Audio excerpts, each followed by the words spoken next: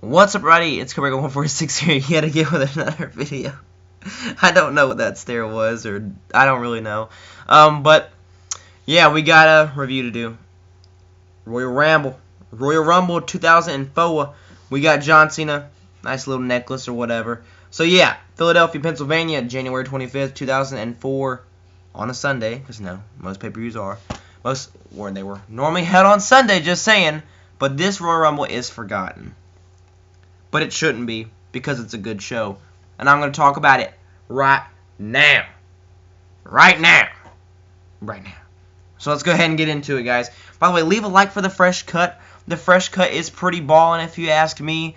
You know, it feels a lot better than long hair. I can't deal with long hair, even though what I had yesterday was not long hair at all. So you can go flip back and you can see the difference today. Some people might say that you might like the longer hair better. You might like the shorter hair better. Just me, it feels more comfortable, and it's nicer for me, and it's easier to take care of. So yeah, let's go ahead and get into it. The opener, World Tag Team Championship match, Dudley Boyz versus Ric Flair and Batista. At Armageddon 2003, Ric Flair and Batista of Evolution won the Tag Team Turmoil at Armageddon after the Dudley Boyz had just thought they won it, and it's like, nope. Ric Flair and Batista won the Tag Team Championships right out from under them, and then they set up the match at the Royal Rumble, which was good. And it was a tables match, and it was really, really quick. I mean, 4 to 5 minutes, not that long. Batista puts Devon through a table, and you're just sitting there after the match like, okay. That was quick. And it was. It's like 4 to 5 minutes long, and I'm not exaggerating that, saying that it was short. It's just really, really short. So, yeah. Anyway, it's just kind of awkward and weird right after it's done, and just like whatever. Next match. Then we get to the next match. Cruiserweight Championship match. Rey Mysterio versus Jamie Noble. That was shorter. I think this match is like 3 to 4 minutes as well. Nydia was blind, and she thought Rey Mysterio was coming by on the apron. She grabbed the Jamie Noble's legs, who was her boyfriend, her husband, or I don't remember the logistics of the storyline. But anyway, Rey Mysterio hit the 619. 1, 2, 3, Rey Mysterio wins. So yeah, very quick Cruiserweight Championship match. Blink and you missed it almost as well. So then we got Eddie Guerrero versus Chavo Guerrero. I wish this match would have went a little bit longer, but it was a good match between these two brothers, and the video package going in was exceptionally well done. And this match could have been more if it went longer, but I thought it was a solid match between two brothers that was a great tag team as Los Guerreros, and they were tag team champions and whatnot. And then when they lost the Basham brothers, things went awry for these two. So yeah, Eddie Guerrero picked up the win here, and yeah. Alright, then next we had Brock Lesnar versus Hardcore Holly for the WWE Championship. I really don't want to talk about this match, to be honest. To be completely honest with you, the storyline going in was Hardcore Holly got his neck broken. He got effed up by Brock Lesnar in 2002. And Hardcore Holly wanted revenge, and we saw these promos, and we saw the video package of him getting in brawls with Brock Lesnar. He's like, I want to end your career, and then we got to the match, and he didn't even he really wanted to end Brock's career. It was a sleeper hold after sleeper hold after sleeper hold with a little bit of brawling. Hardcore Holly hit one Alabama slam, and it didn't do anything. And then Brock Lesnar just F5 Hardcore Holly about 5 to 7 minutes possible. I think it's 6 minutes, I believe. Because I looked up the times, just made sure before I watched the reviews to kind of talk about it and the links to the matches. I'm glad it didn't go longer, but man, this was a bad match. Brock Lesnar won, whatever. And then we would have foreshadowing to Brock Lesnar Goldberg in a backstage segment later on in the night. Triple H versus Shawn Michaels in a last man standing match for the World Heavyweight Championship. Once again, last man standing matches are the it thing at Royal Rumbles. So yeah, Triple H and Shawn Michaels. Typical Triple H Shawn Michaels match. Blood, hardcore violence, good storytelling throughout, and it's just a fun time to see these guys go at it, and it was a good match. It was a very good match. I loved a lot of the spots that these guys, and anytime these guys get in the ring together and they do some stuff, it's really good. I've never seen their Bad Blood match at Hell in a Cell 2000 or at Bad Blood 04 in Hell in a Cell. I heard it was like 48 minutes long, and it's a lot of people crapped on the match, and I was just like, I don't know if that match is going to be good because it's that long, but from what I've seen, like SummerSlam 02 and this, anytime these guys get in the ring together is good. It's pretty good, and these guys just have really good chemistry with one another. The finish was where Shawn Michaels super kicked Triple H. He was a bloody wreck, and then so was Triple H. Both of those men collapsed at the same time, and it was I believe it's the first finish where we saw a double count out on a draw. So yeah, that was something different, and it just enhanced their feud and carried it on to WrestleMania until Chris Benoit would kind of factor himself in as well. Then we got to the Royal Rumble match, and Chris Benoit started at number 1 and Randy Orton number 2. Once again, another great decision with the first two.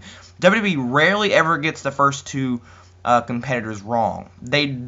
Rarely they ever do that. They rarely ever do that. But this was such a great. Yeah, the Legend Killer Randy Orton, cocky heel, Chris Benoit, an intense SOB trying to get the championship, but Paul Heyman's not allowing that to happen.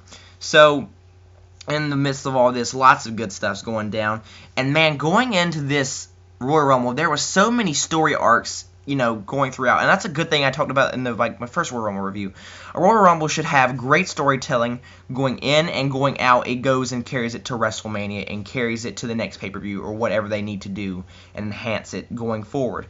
And they got to have a good match quality. And this match quality was good. The match quality and the storytelling was great. Okay, so for example, Kane. Kane came out there, he wrecked a couple people, and then all of a sudden, a gong hit. Because remember, Survivor Series 03, Kane buried his brother alive when it was Undertaker Vince McMahon. And there went bye-bye American Baddest Undertaker, hello to the old Undertaker that we all know and love. So, yeah. Undertaker's gong hit, he wasn't there. Kane was like, I buried you alive. I buried you alive. And then Spike Dudley comes out, and then Kane got eliminated by Booker T. And then, yeah, Kane chokeslammed Spike Dudley. Normally it's Scotty 2 Hotty and Spike Dudley that are on the casualty list. Also, what was another one that we got? Jeez. Oh, Cactus Jack, Mick Foley himself. Randy Orton.